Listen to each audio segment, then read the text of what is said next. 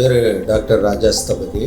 கிட்டத்தட்ட சொல்லப்போனால் 51 ஆண்டு காலம் இந்த சிற்பக்கலை துறையில் நான் முழுமையாக ஈடுபாடு எடுத்துகிட்டு வரேன். இந்த 50 ஆண்டு காலங்களில் குறைஞ்சபட்சம் ஒரு 3500 4500 விக்கிரகங்களுக்கு மேலே இந்த ஐமன் விக்கிரகம், கருங்கல் விக்கிரகம், சொத பிம்பம் அப்படிங்கிற பல்வேறு விதத்தில் நம்ம விக்கிரகங்களை சேர்ந்து கோவில்களுக்கும் வீட்டு பூஜைகளுக்கும் நம்மளால் கொடுக்கப்பட்டது.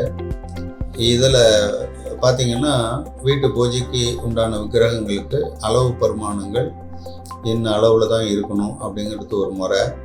கோவிலில் வைக்கிற உற்சவருக்கு கருங்கல் விக்கிரகத்துக்கு அதுக்கு தகுந்த மாதிரி அளவுகள் எடுத்து அதில் இந்த உற்சவ திருமணியை இன்ன அளவில் தான் செய்யணுங்கிற ஒரு முறைகள் இருக்குது.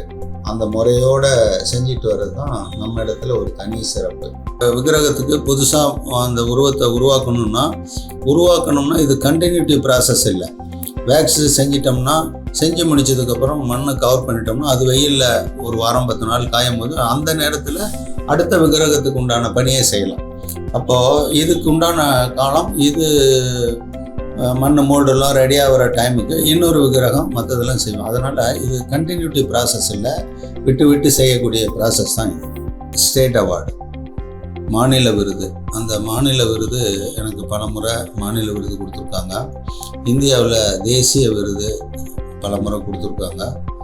உலக விருது 2 முறை வாங்கியிருக்கேன். உலக அளவில் டாக்டரேட்லாம் வாங்கியிருக்கேன். இதுக்கெல்லாம் முத்தாய்ப்பாக தான் இன்றைக்கி மத்திய அரசு எனக்கு இந்த பத்மஸ்ரீ விருது கொடுத்து இந்த துறைக்கும் இந்த தமிழக மண்ணுக்கும் பெருமை சேர்க்கக்கூடிய அளவுக்கு கிடைச்சிருக்குதுங்கும் போது முதல்ல இந்த விருதுக்கு எனக்கு இந்த தகுதியை வளர்த்துக்கிறதுக்கு உறுதுணையாக எனக்கு இந்த எண்ணத்தையும் செயலையும் கொடுத்த இறைவனுக்கு மனமார்ந்த நன்றி.